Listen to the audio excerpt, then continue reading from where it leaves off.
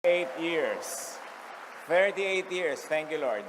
Sino sa inyo dito ngayon ang 30 years old? Pwede bang tumayo kayo? 30. Sino ang mga 30 years old? Tumayo at kumaway. Kaway-kaway. That was my age when we started day by day. 30. At ngayon po ako'y 35 na. Nagsimula po tayo sa Riyadh, Saudi Arabia. Bawal na bawal ang Bible study. Bawal na bawal ang pagtitipon ng mga ganyan. And we started the Bible study. 3 po kami. Pagkatapos, in 1 week, naging 7. In 2 months, naging 70 mahigit. And in 2 years, we were running 7 full-blown churches, administering 38 groups within Saudi Arabia. Salamat sa Panginoon. At nung pangalawang taon, we registered dito sa Maynila as an independent congregation dahil yung mga pamilya ng mga nasa Riyadh doon, gusto nila na maging isang congregation talaga. At yan po ang naging simula ng ating mga gawain. Hanggang ngayon ay nandito na tayo. We commemorate 38 years since we started this work at napakarami na pong naging pagpapala ng Panginoon sa ating lahat. Nakaraang 38 taon, nagsimula siyempre tayo, the usual evangelical, the usual Bible-based, Christ-centered church, which the churches that were being registered at the time were made of. At sa nakaraang 38 taon, nagkaroon po tayo ng 2 major turning points sa ating pananaw, sa ating theologizing at sa ating pagsamba. Una, yung cultural redemption, na ipinamulat sa atin ng Espiritu ng Diyos na ang lahat ng tao sa daigdig, lahat ng kultura at mga lahi ay dapat malayang sumamba sa pamamagitan ng kanilang kultura, ng kanilang mga awit, sayaw at tugtog. At kumawala tayo, humulagpos tayo sa kulungan ng Western-controlled liturgy. Humulagpos tayo sa kulungan ng only Western music, only Western style, ang banal na musika. At yan ay ipinagawa sa atin ng Espiritu ng Diyos matagal na. At hanggang ngayon, ay pinagpapatuloy natin at natutuwa tayo na marami naman tayong mga kapatiran among the Bible-based Christian churches na naunawa ito at sila man ay humuhulagpos na doon sa pagkakakulong na parang dapat American o Western style lamang ang worship. At sa pagpapalaya ng cultural element ng worship, kasunod siyempre ang paglaya ng kaisipan, ng pagte-theologize, and we were led by the Spirit to begin to Philippinize theology, to understand God within the context and through the vocabulary of our culture, of our traditions. At dahil dyan, mas magiging epektibo at malapit sa puso ng mga tao ang Diyos na hindi kailangang dumaan muna sa Western image bago magkaroon ng Filipino image. At kasunod ng isang turning point naman na yan, na kamakailan lamang, subalit matagal na rin naman kung tutuusin, ay ang atin pong pagkaunawa sa Jesusness. Ano ba yung Jesusness na yan? Kasi nakakalito ang Christianity kung yan ba ay Pharisee-ness, Moses-ness. Ano ba talaga? Halo-halo kasi kung sino pinapakinggan, sa halo-halo kung sino ang authority. Kaya kutakot-takot na division at kutakot-takot din na pagkakalito ang nangyayari sa mga tao. Sino bang masusunod, yung pag-ibig ni Jesus o yung kabagsikan halimbawa ni Moses? At yan ay matagal na nating sinisikap na pag-aralan sa tulong ng Espiritong Banal. At ngayon, sa paggunita natin ng 38, ating babalikan, sasariwain at hahalukayin pa ng mas malalim yung pinakamahalaga o isa sa mga pinakamahalagang konsepto ng pagiging Bible-based Christian, pagiging Christ-centered. At yun ay, ano ba yung ibig sabihin talaga niyang born again na yan? Ilang beses na natin yung sinikap na buklatin at dadagdagan pa natin ngayon sa tulong ng Espiritong Banal. Ama namin, salamat po sa 38 years of day by day, ng katapatan nyo, pag-akay, pagturo, pagtutuwid sa aming mga pagsisikap na lalo pang lumapit sa iyong anak na si Jesus. Kayo po ngayon ang mangusap, kayo po ang mangaral. Dagdagan nyo pa ng iba yung liwanag, ang pagkaunawa namin sa isa sa mga pinakamahalagang katuroan ng iyong anak na si Jesus, kung paano ipinapanganak na muli. Mangusap po kayo. Hinihiling namin, pinagpapasalamat sa ngalan ng iyong anak na si Jesus. Juan 3:3. John 3:3. Sumagot si Jesus kay Nicodemus, malibang ipanganak na muli or mula sa itaas. Equal yan pag translate. Pwedeng ipanganak na muli at pwedeng ipanganak mula sa taas. Ang isang tao, hindi niya makikita ang paghahari ng Diyos. Can you imagine? Hindi mo makikita ang paghahari ng Diyos. Yun ang kailangan mong makita. Yun ang pinakakailangan natin. Pero sabi, alam nyo, liban kayo ipanganak mula sa itaas, sa kaitaasan, hindi ninyo makikita yan. Hindi ninyo matatanggap, therefore hindi ninyo mapapakinabangan. Ang ating pag-aaral, born from above, or born again. At ang buong reading ay manggagaling sa John 3:1-21 na interspersed with a few verses in between na lalo pang magpapaliwanag ng ilang-ilang mga subtopics. John 3:1-2, may isang Pariseo na nagngangalang Nicodemo na pinuno ng mga Hudyo. Isang gabi, pumunta siya kay Jesus at sinabi, Rabbi, nalalaman po namin kayo'y isang tagapagturong mula sa Diyos, sapagkat walang makagagawa ng mga himalang ginagawa ninyo kung wala sa inyo ang Diyos. Statement of faith agad nitong si Nicodemus, who was a leader of the Jewish people, a religious leader, and a Pharisee at that. Tandaan nyo yun, kasi may kinalaman doon yung ano ibig sabihin ng born again, kung sino si Nicodemus. So, sabi niya, meron kayong miracles, proof yan of origin and authority of the teacher. Kaya naniniwala kami, galing kayo sa Diyos. Proof of truthfulness of the teaching. Kasi pwedeng marami magturo, pero hindi lahat na nagtuturo, pwedeng i-back up ng miracle ang kanyang authority. So, naniniwala kami sa inyo, no questions asked. Jesus replied, very truly I tell you, no one can see the kingdom of God unless they are born again or born from above. Malibang ipanganak na muli mula sa itaas ang isang tao, hindi niya makikita ang paghahari ng Diyos. So to be born again, to be born from above, means to be born from another dimension. A higher dimension is to see the kingdom of God. To experience the reign, the rule of God within. Ang kingdom ng God, ipinaliwanag ni Jesus, wala sa labas, nasa loob. Luke 17:21, sabi niya, the kingdom of God is in you. So yung kingdom of God na nasa atin ay hindi yun mabubuhay, hindi yun mabibigyan ng buhay, hindi yun mararanasan kung hindi ipapanganak na muli o ipapanganak mula sa kaitaasan. So the kingdom of God is inside you, means in your heart and in your mind. That is where the kingdom of God is. Wala yan sa mga templong bato, wala yan sa mga bundok, wala yan sa mga lugar-lugar, wala sa mga ulap. Sabi ni Jesus, the kingdom of God is in you. And you will never see this. You will never experience it unless you're born again. Unless you are born from above. To see the kingdom of God, kailangan mo nang may mangyaring supernatural change. To be reborn, that leads to seeing. To be reborn is to see. Paano mo ngayon malalaman kung sino na totoong born again? Kasi lahat nagkiklaim, nung ganung July 4, 1975, na born again ako. Tinaas ko yung kamay ko, na born again ako. Ano ngayon ang patunay para malaman nating totoo? Kasi sabi, kailangan may patunay. Balik muna tayo sa usapan nung dalawa. John 3:4. Paano maipapanganak pang muli ang isang taong matanda na? Makakapasok pa ba siya sa sinapupunan ng kanyang ina para muling ipanganak? Tanong ni Nicodemo. Sagot naman ni Jesus, malibang ang isang tao ay ipanganak sa pamamagitan ng tubig at ng Espiritu, hindi siya makapapasok sa karihan ng Diyos. No one can enter the kingdom of God without being born of water and the Spirit. And the Spirit may also be translated as wind. In other words, no one can see the kingdom of God unless one is born in a spiritual way.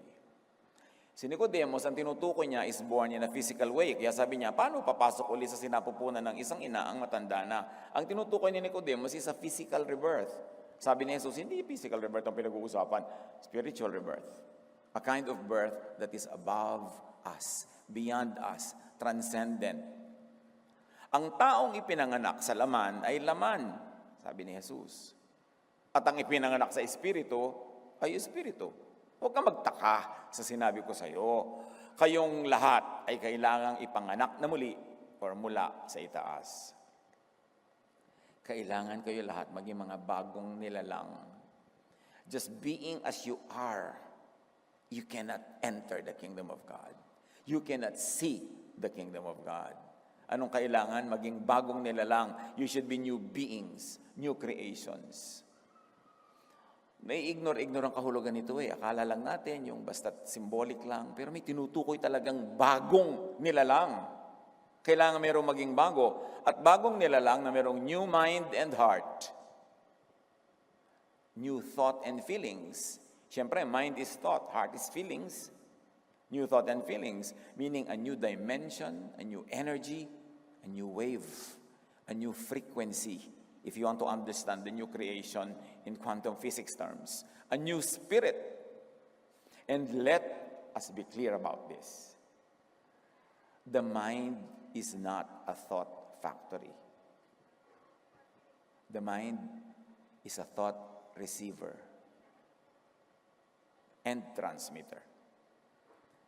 Hindi ka umiimbento ng mga thoughts in your mind. Ang mind ay tumatanggap ng thoughts from the Spirit. Kaya pag nagkaroon ka ng bagong mind, bagong pagkatao, napapalitan yung receiver. Nakakatanggap ka ng mga frequencies na dating hindi mo natatanggap. Kaya yung tunay na naboborn again, may mga naiintindihan yun na dati hindi niya kaya maintindihan.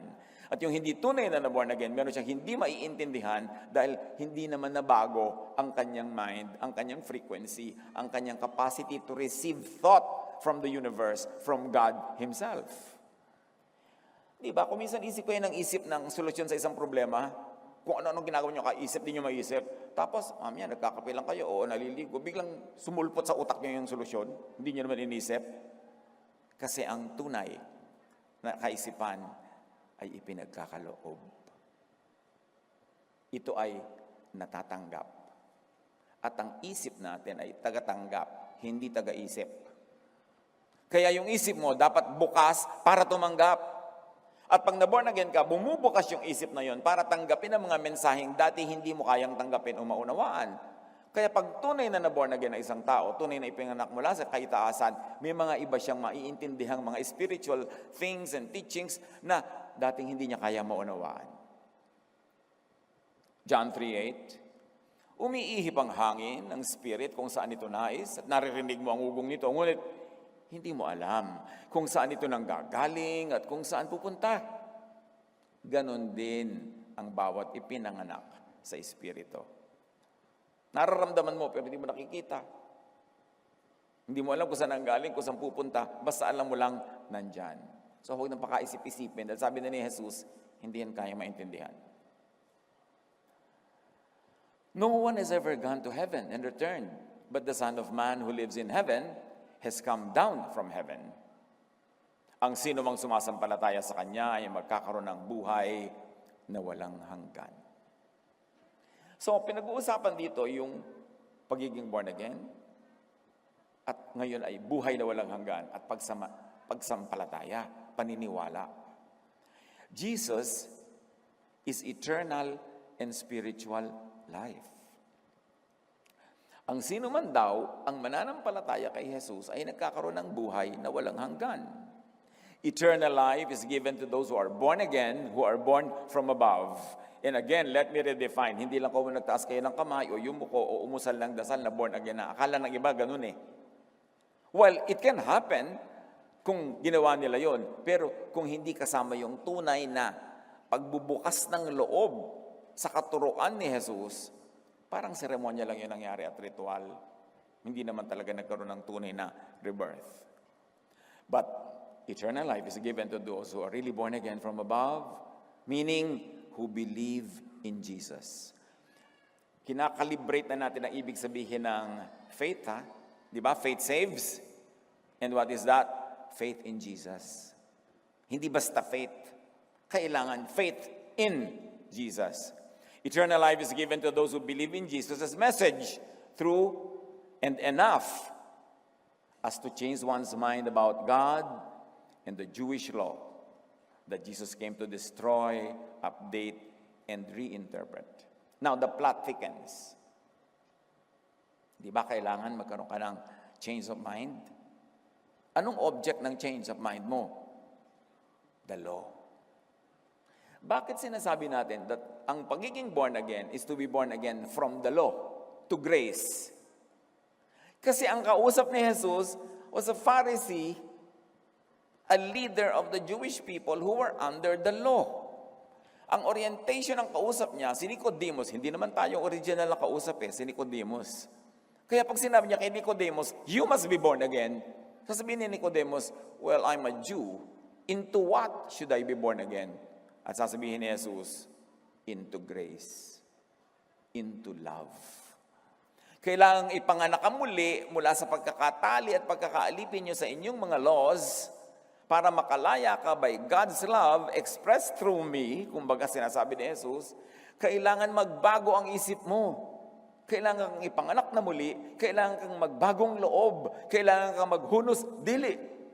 At ano ang pagbabaguhan ko ng loob? Ano ang paghuhunusan ko ng dili? Ano ang pagpapalitan ko ng iniisip? The law. I came to set you free from the law. Ang magpapalaya sa inyo ay yung paniniwala that you will be freed from the law by God's love, not by your technical obedience to the law. Pag naintindihan mo yan at tinanggap mo, na ang magliligtas sa iyo mula sa iyong mga kasalanan, sa kaparusahan ng kasalanan, hindi ang pagsunod mo sa law, kundi ang pag-ibig ng Diyos na iniaalok ng walang bayad at libre. Pag naintindihan mo, tinanggap mo yan, maboborn again ka. Ibig sabihin, mababagong isip mo. Saan? Magbabago from the law to grace. From legalism to love. Mababago mula sa takot to peace. Magkakaroon ka ng paghahari ng Diyos. Kasi dahil hindi ka natakot sa law, hindi ka na under the law, tinanggap mo ang pag-ibig ng Diyos, pagpapatawad ng Diyos, ang maghahari na sa iyo ngayon ay kapayapaan, katahimikan. Kaya makikita mo ang kingdom of God, the kingship of God, the rule of God, which should be characterized by peace and rest and love. So pag tunay mong tinanggap si Jesus, na born again ka, nagbago ang iyong isip about the law, at lumipat ka sa grace, ng buong buo, hindi kalahati, buo, doon ka palang magkakaroon ng tunay na kapayapaan. Doon mo palang maiintindihan ang kingdom of God. So ngayon, malalaman natin kung sinong tunay na born again. Tahimik na ba ang loob mo o takot ka pa rin? O paiba-iba, tahimik ka ngayon kasi nakasunod ka, bukas nagkaroon ka ng pagkukulang, takot ka na naman, di walang peace. Kasi sabi ni Jesus, my peace I give to you. I do not give as the world gives.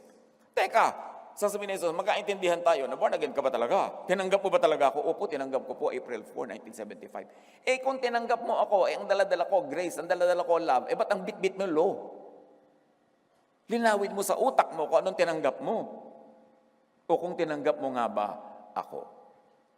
Tatandaan natin, yung born again na yan, ang kausap, has to be born again from the legal and religious system of Israel. That was Nicodemus. And all the people represented by him. Kaya yung you doon, plural You all should be born again. Hindi yung you alone. Hindi ikaw, kundi sa Tagalog, kayo. Sa English kasi, you lang yung ikaw, tsaka yung maraming kayo Kailangan maintindihan. Eternal life is given to those who accept Jesus, meaning who accept grace, and accept it enough as to accept His teachings on the law and on Pharisees. It's a new mind. It's a new receiver. Pag tunay na intindihan ang mensahe ni Jesus ay, God loves you, ako na magbabayad ng lahat ng kasalanan ninyo. Tanggapin ninyo itong walang bayad na kaligtasan. Sa mga pagkakasala nyo noon, ngayon at bukas, sagot lahat yan, di magkaka-peace of mind ka. Doon mo palang mauunawa ang kingdom of God. So maraming born again daw sila, pero ang totoo, nabubuhay sa takot, nabubuhay sa pananakot, mag-isip-isip kung totoong born again. Kasi sabi niya, unless you are born again, you cannot see the kingdom of God. Ang laki ng nakataya. kung born again talaga or not. At yung born again, hindi yan membership ha. Oy, kami born again, kayo hindi. Wala sa membership yan. Maraming nasa born again churches, hindi naman talaga born again dahil hindi pa sila born again from the law to grace. Under the law pa rin. At in fact, ito yung sad. Ang kausap niyan si Nicodemus, he is under the law. He must be born again from the law to grace. Tapos yung mga hindi naman Jew, tulad natin, hindi naman tayo Jew. We were never really under the law. Sila yan, law nila yan scripture nila yan. Tapos ngayon, nung na-born again, doon pa nakisali sa law. Kung kailan pa nag-Bible, na-born again, lumapit kay Jesus, pero hindi lang si Jesus ang tinanggap. Tinanggap din, ninulun din lahat yung law ng Israel. Kaya ngayon, litong-lito. Yun ang under the law, pinalaya na sa law. Yung wala sa law, sasali ka pa, saling pusa. Kaya maraming Christians, lito. At isa yung dahilan, kung bakit may bago tayong nickname, although officially, ang pangalan pa rin naman natin talagang Day by Day Christian Ministries. Pero yung word kasi na Christian, nakakalito na Kasi sa Christian, kasama yung law. Sa mga traditions ng most Christian churches, nandun yung law at nandun yung grace magkahalo. Parang Tuesday ngayon, law. Wednesday bukas, grace. Yung nakakalito. Kaya para luminaw, ginawa nating Day by Day Jesus Ministries. Ibig yun, dun lang tayo talaga sa grace. Kay Jesus lang. Dahil free na tayo from the law. Hindi yung, naging kulto na tayo, na iba na tayo, tinanggal yung word na Christian. No, we are clarifying. We are focusing purely on the teachings of Jesus. And the teachings of Jesus will be our standard. It will be our filter through which all other teachings will be passed through. Kung may mga teachings yung Jewish scriptures na papasa kay Jesus, di tuloy. Basta hindi kontra kay Jesus. Pero yung hindi napapasa kay Jesus, yung in-invalidate na ni Jesus, kinancel na ni Jesus, hindi na tayo magpapakahirap na sundin yun kasi nga, you must be born again from the law. And it must be clear. Eternal life is given to those who become one with Jesus in spirit, meaning in mind and heart. Sabi ni Jesus sa Luke 11:23, whoever is not with me is against me. And whoever does not gather with me scatters. Extend that. Sinasabi ni Jesus, whoever is not with me in Jesusness is against me. Whoever is still in Phariseeness is really against me. You are scattering the people of God. So belief in Jesus, faith in love, gives eternal life. At kasama yan doon sa tunay na hindi mo maiintindihan yung wind kung saan galing, saan pupunta, huwag nang paghirapang isipin kung paano yung belief at faith ay nagbibigay ng eternal life. Tanggapin mo na lang. Ano ba ang belief? Ano ba ang faith? Di ba thought? Thought yan. Thought gives eternal life. Thought is consciousness. God is consciousness. And if you are tuned into Jesus, your consciousness is tuned into the consciousness of God. Your spirit is one with the Spirit of God. Therefore, the life of God, which is eternal, becomes yours and you will have eternal life. What connects you from non-life to life of God? Faith in Jesus. Faith in grace. Faith in love. Yun. 1 Corinthians 13:13, the greatest is love. It is the highest theology. Kaya sabi ni Paul, ipasunog ko man ang katawan ko sa pagre-religyoso ko, kung wala akong pag-ibig, baliwala. Bigay ko man lahat ng idodonate ko, kung wala akong pag-ibig, baliwala. In other words, love is everything. And yet, so many people become very unloving sa giyera nila ng mga doktrina. Mas tama ang doktrina ko, babariling kita, sisiraan kita, wawasakin kita, kasi mas tama ang doktrina ko sa iyo. Sabi, the greatest is love. Kung hindi ka loving, baliwala lahat yung doktrina mo na yan. The greatest is love. Kaya, mga kapatid, kung nalilito pa kayo kung ano-anong doctrine, kasi agaw-agawan ng mga Kristiyano, kanya-kanyang verses, batuhan, love na lang. Because you can never go wrong with love.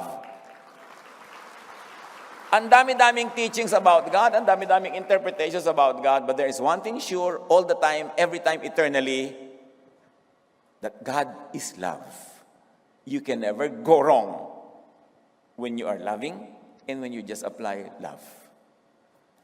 Love na lang. Hindi naman solve yan. 2,000 years of Christianity, wala namang na-solve. Awayan ang awayan. Kaya dumating si Jesus. Sabi niya, at sabi ni Paul, love is the greatest. Now, back to the story. John 3:16.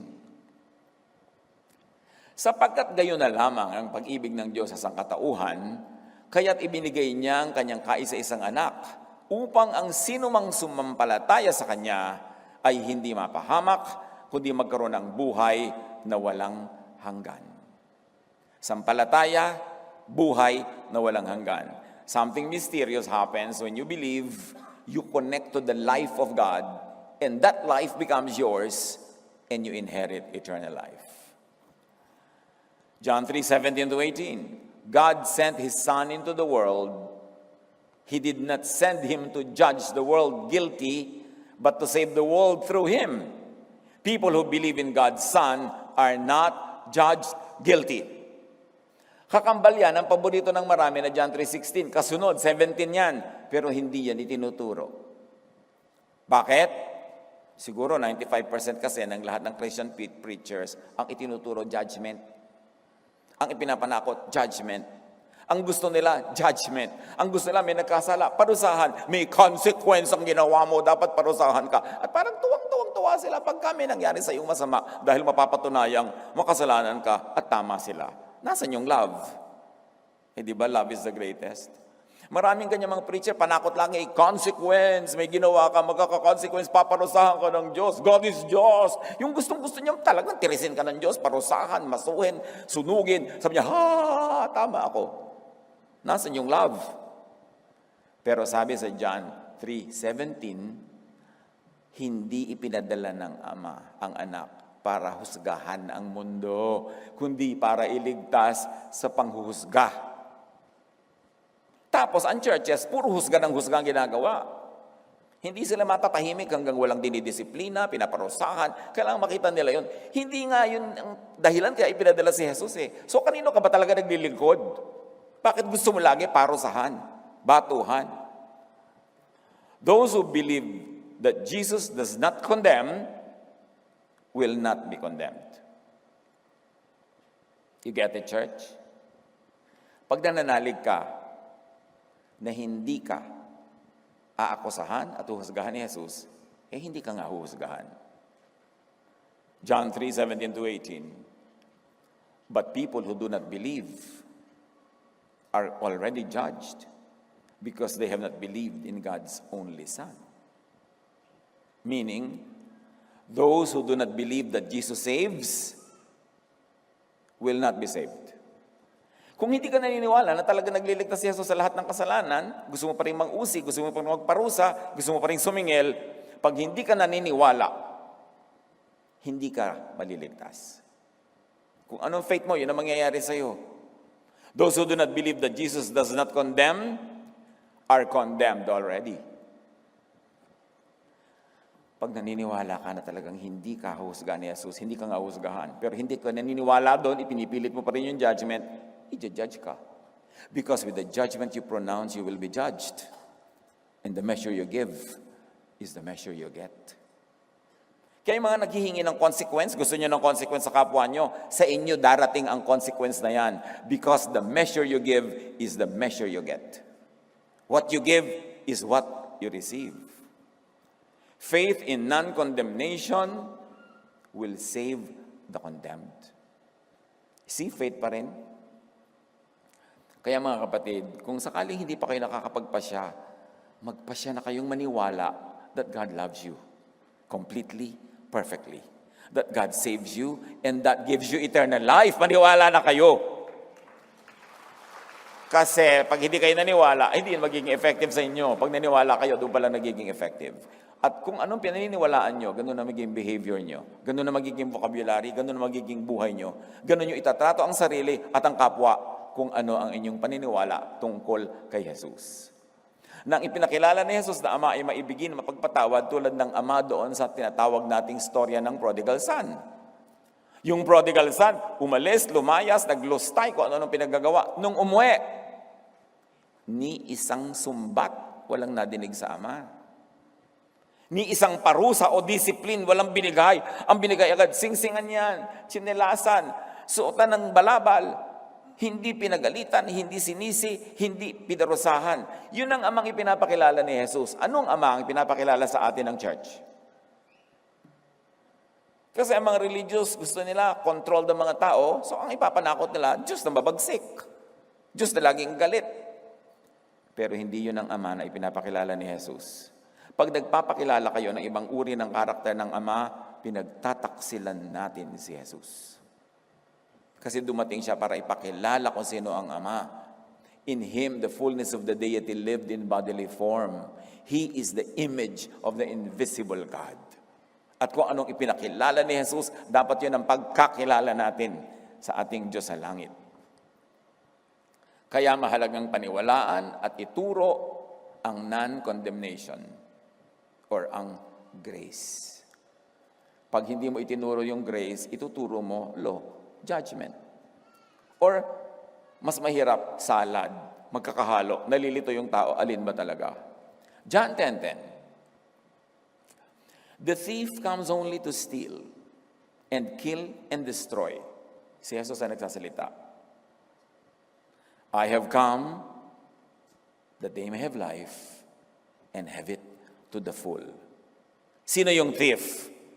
Ano bang dinedestroy? Anong ninanakaw? Anong inaagaw? Yung kingdom of God. Inaagaw nila yung kapayapaan, yung katahimikan. So, those that teach judgment under the law, steal, kill, and destroy faith that saves. They steal and kill salvation. They steal and kill life and eternal life. Kasi pagka ang itinuro nila sa iyo ay laging takot at judgment, inaalis ang kanila ng pag-asa, inaalis ang kanilang kapayapaan at katahimikan, yun ang tunay na ninanakaw. Sino ang tunay na magnanakaw sa John 10:10? Yung ninanakawan ka ng kapayapaan at katahimikan sa pagtitiwala sa Ama, ang ibinibigay ay takot. Ang nawawala sa iyo, ninanakaw sa iyo, peace of mind, rest. Inaagawan ka ng grace, pinapalitan ng law. John 3:19-21. Ganito ang paghatol ng Diyos. Naparito sa sanlibutan ng ilaw, ngunit inibig pa ng mga tao ang dilim kaysa liwanag. Dumating na nga yung grace, gusto pa rin nila law. Dumating na nga yung freedom from the law, gusto pa rin nila slavery under the law. Ngunit ang namumuhay ayon sa katotohanan ay lumalapit sa ilaw. Sino ang ilaw? Si Jesus. Sino ang katotohanan? Si Jesus. Sabi niya, I am the way, the truth, and the life. No one comes to the Father except through me. No one will become saved from the law except through my grace, except through my love. I am the way. Bakit ipinipili ang dumaan dun sa tulay ng law na putol-putol, giba-giba, hindi ka makakadaan? 2 Corinthians 3:15-17. Bakit kailangang ipanganak ka muli mula sa pag-subscribe mo sa law?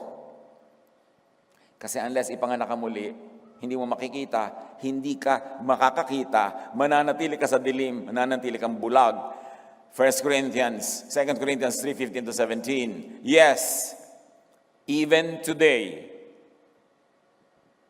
when they read the law of Moses, there is a covering over their minds. But when someone changes, and may I add in parentheses, his mind, and follows the Lord in love and grace, that covering is taken away. The Lord is the Spirit.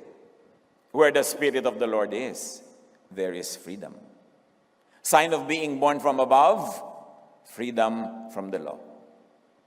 Living as a citizen of heaven, free from the law. It's a major change. It's a major change of attitude, of thinking. Kaya parang ka na talagang ipinanganak na muli, isa ka ng bagong tao.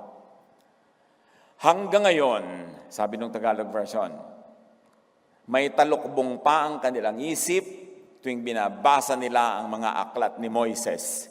How can you be clearer? Pag ipinagpipilitan mo yung aklat ni Moses, yung mga law, pag yan ang pininiwalaan mo, itinuturo mo, ginigiit mo, may takip ang iyong isip. Hindi mo talaga makikita ang ligaya ng kaluwalhatian ng Panginoon at ang kalayaan. Ngunit, kapag lumapit ang tao sa Panginoon, Kapag na-born again, naaalis ang talukbong. Ang Panginoong binabanggit dito ay ang Espiritu, at kung nasa ng Espiritu ng Panginoon ay mayroong kalayaan. Kalayaan from the law. So here is a distinctive sign of being born again or from above. The covering of the law of Moses over the mind and the eye is taken away.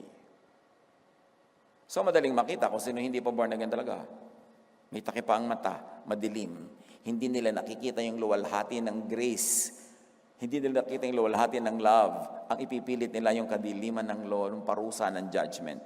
Nakakalungkot. Ang dami-daming tao magjo-join sa church. Ibibigay ang time, talent, and treasure para lang sila takutin at ilagay uli under the law. Imbes papagliwanagan sila para sila lumaya, mapahinga. But you cannot give what you do not have.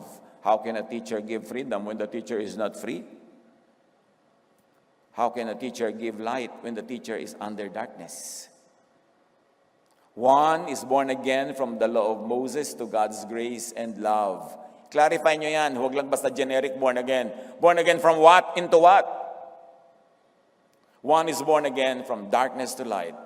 From sin by the law to righteousness by grace.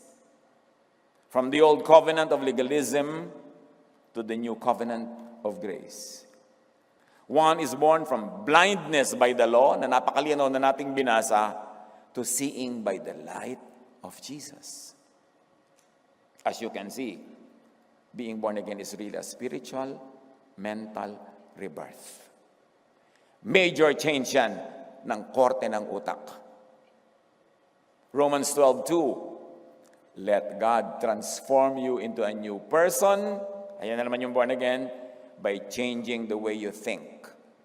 And let me add, by changing the way you think about the law. Then you will know God's will for you, which is good and pleasing and perfect. John 3:3.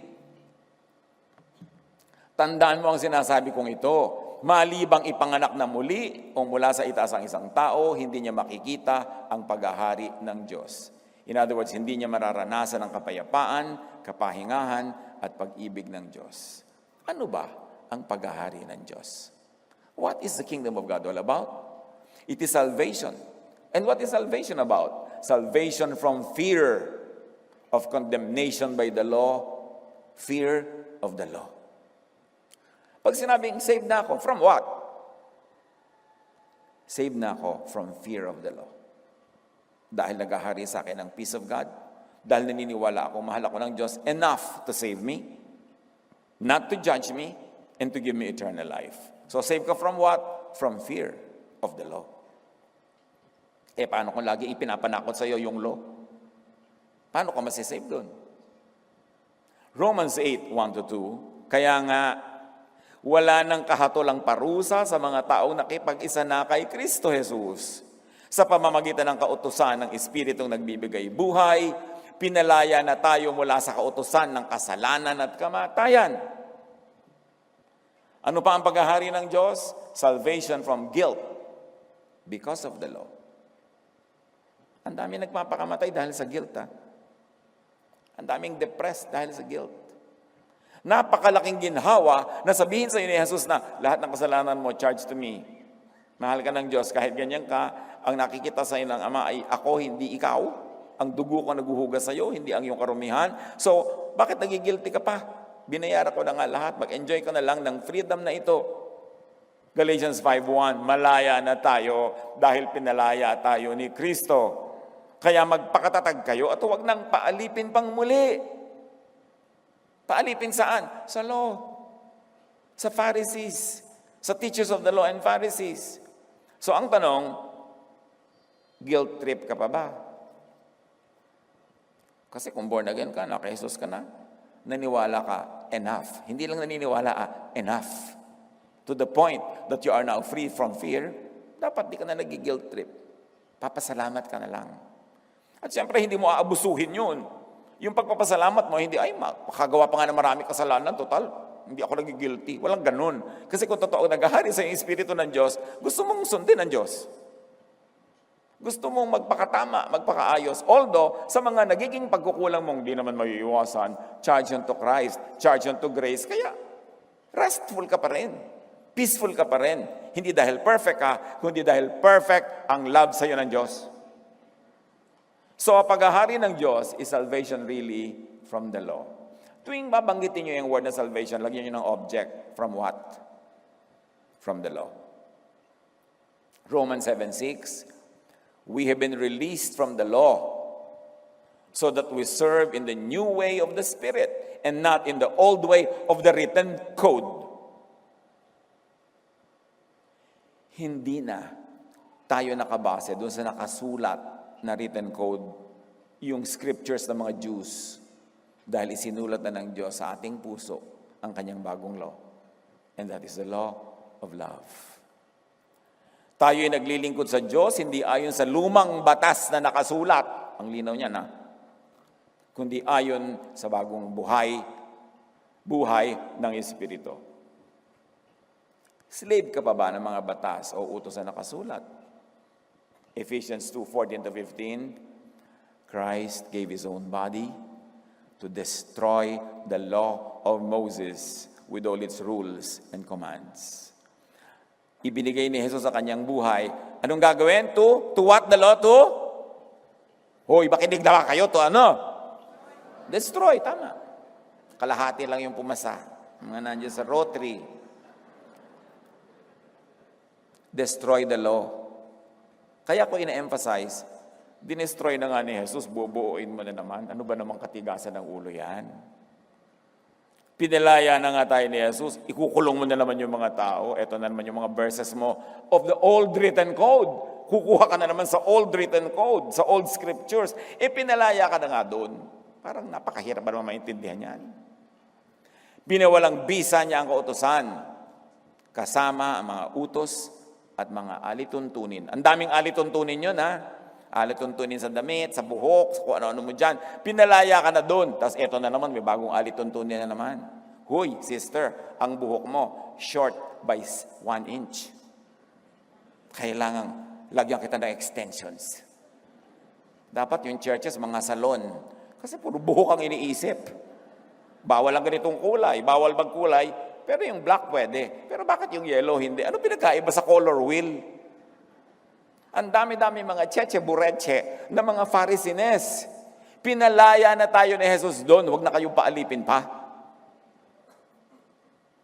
Paghahari ng Diyos is rest from slavery to the law. Romans 6:14, you are not under the law, but under grace. Unawain naman natin ibig sabihin to be under grace. Di ba, grace period lang nga, may utang ka, pwede mong hindi bayaran kasi grace period. Period lang yun. Ito, grace, eternal grace. Pagka naunawa natin yan, tatahimik ang buhay mo Natatakot ka sa iba, baka mo abusuhin, baka magwala ka, baka magwalang hiya ka kasi under grace ka. Meron ba namang tunay na tumanggap kay Jesus na magwawalang hiya dahil under grace? Guni-guni yun ng mga walang tiwala sa Espiritu Santo. Pinaghaharian ka ng Espiritu Santo, matatakot sila na baka magwala ka. Anong palagay nila sa Espiritu Santo? Ibig sabihin, they lack faith in what the Spirit of God can do. Kayo'y wala na sa ilalim ng kautusan, kundi nasa ilalim ng kagandahang loob ng Diyos. So, slave, pagod ka pa ba under the law? Ang paghahari ng Diyos ay peace because of freedom from the law. Paulit-ulit tayo para talagang lumubog sa malalim na bahagi ng ating utak. Romans 5:1-2, we have been justified through faith. We have peace with God through our Lord Jesus Christ. The mind governed by the Spirit is life and peace. Mayroon na tayong mapayapang ugnayan sa Diyos. Tinamasa na natin ang kagandahang loob ng Diyos. Kaya ang tanong, born again, at peace ka na ba?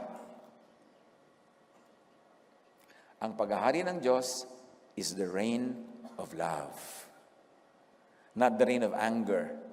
Ang dami-daming napaka-dogmatic sa doktrina, napakalakas ang paninindigan, pero puro galit, puro muhi, puro puot. Ibig sabihin, hindi born again Kasi ang proof, pinaghaharian ka ng Diyos, meron kang peace, meron kang love. Kailangan magkaroon ng pagbabagong loob, pagpapalit ng isip from the law to grace para maranasan ang paghahari ng Diyos, maligtas sa takot at pagod, malasap ang kapangyarihan at kapayapaan. Pinaghaharian ka na ba ng kapayapaang ito?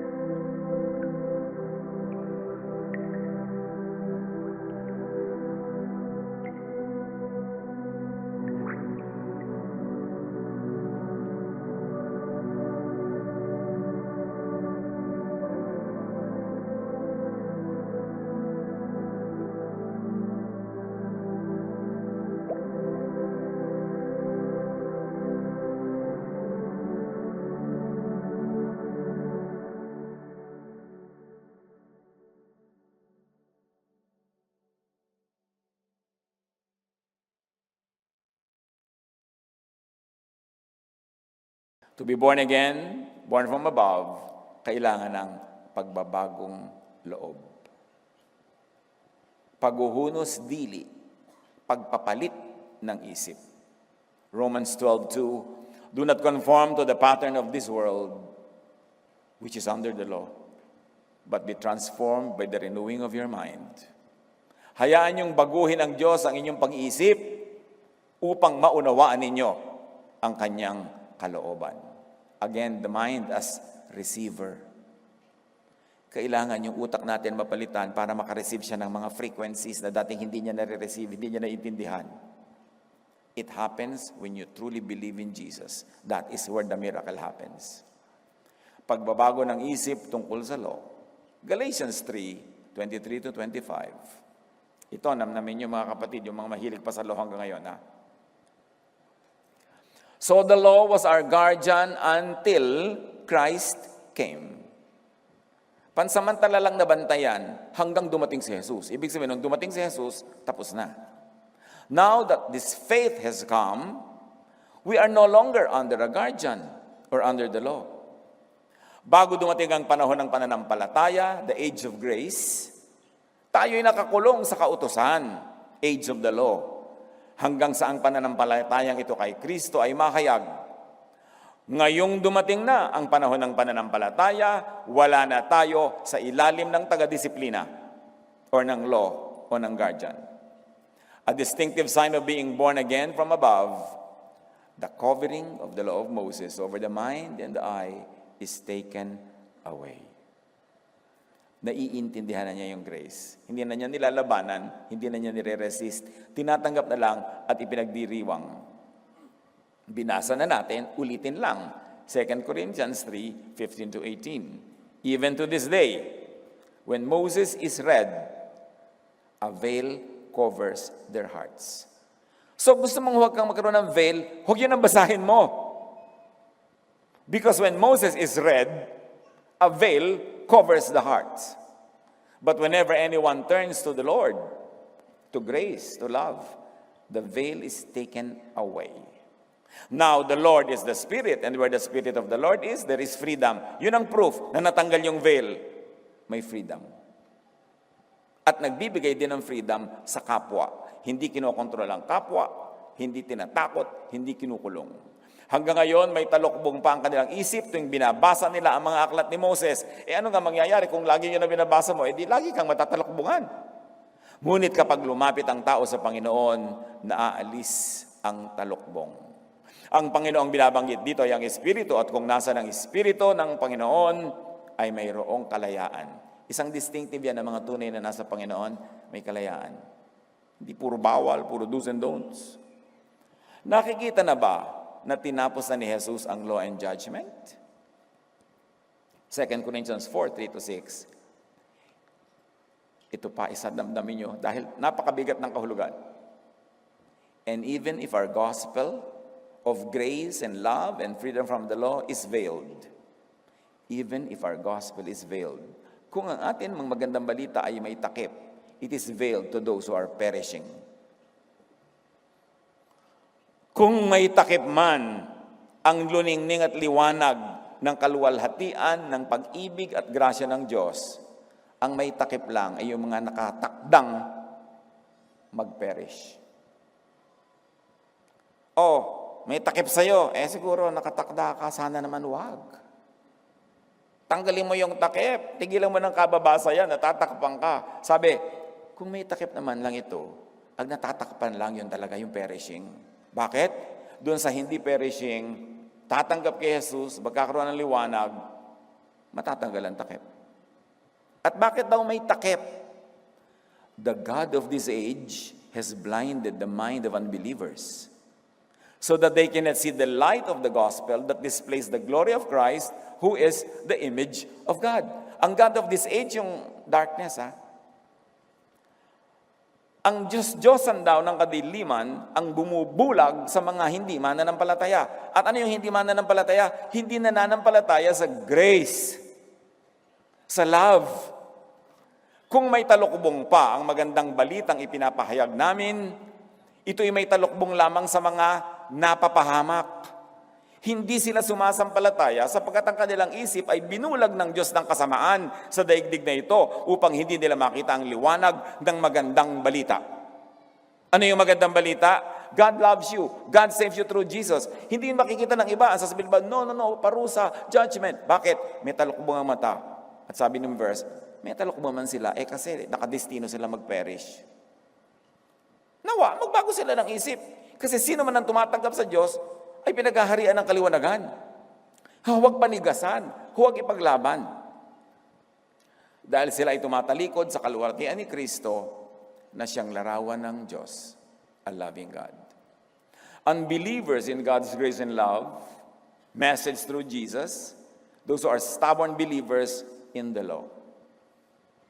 So ang tanong, nasa law ka pa ba? Sumusunod ka ba sa under the law? Kakaba ka ba? Ka ba? Lagi pinag-uusapan mo, ligtas pa ba ako? Mawala ba yung kaligtasan ko? May parusa ba ako? Under the law yung ganung mentality. One is born again from the law of Moses to God's grace and love. You have to make that decision clearly. Huwag kang papunta dito, papunta doon. Law ngayon, grace dito. Dahil ang double-minded man cannot expect any blessing from the Lord. Kung dito, kung doon, linawin mo yan. Colossians 2:20-22, namatay na kayo nakasama ni Kristo at hindi nasakop ng mga alituntunin ng mundong ito. Bakit pa kayo sumusunod sa mga alituntuning tulad na huwag hahawak nito, huwag titikim niyan, huwag gagalawin yan, at kung ano-ano pa mga do's and don'ts? Ang mga ito'y utos at katuruan lamang ng tao. Di ba ang dami mga do's and don'ts ng relihiyon? Sabi, bakit? Hindi ba na born again na kayo? Pinalaya na kayo? Bakit kayo nabubuhay na parang under the law? Ang dami pa rin yung kinakatakutan, huwag gawin yan, gawin ito, etc., etc., etc. Puro do's and don'ts ka pa ba? One is born again from sin by the law to righteousness by grace. From the old covenant of legalism to the new covenant of grace. Romans 7:6. But now, by dying to what once bound us, which is the law, we have been released from the law. Released from the law. So that we serve in the new way of the Spirit, freedom and love, and not in the old way of the written code. Lumaya na kayo sa old way of the written code, dun sa mga pinalaya na tayo ni Jesus. Meron pa rin naman na effective, yung mga loving na teaching, yung mga kind, mga good. Pero yung mga unkind to yourself and to others, pinalaya na tayo. One is born again from blindness by the law to seeing by the light of Jesus. Meron pang unassailable proof of being truly born again. Galatians 5:22-25. Subalit ang bunga ng Espiritu ay pag-ibig, kagalakan, kapayapaan, pagtitiyaga, kabaitan, kabutihan, katapatan, kahinahunan, at pagpipigil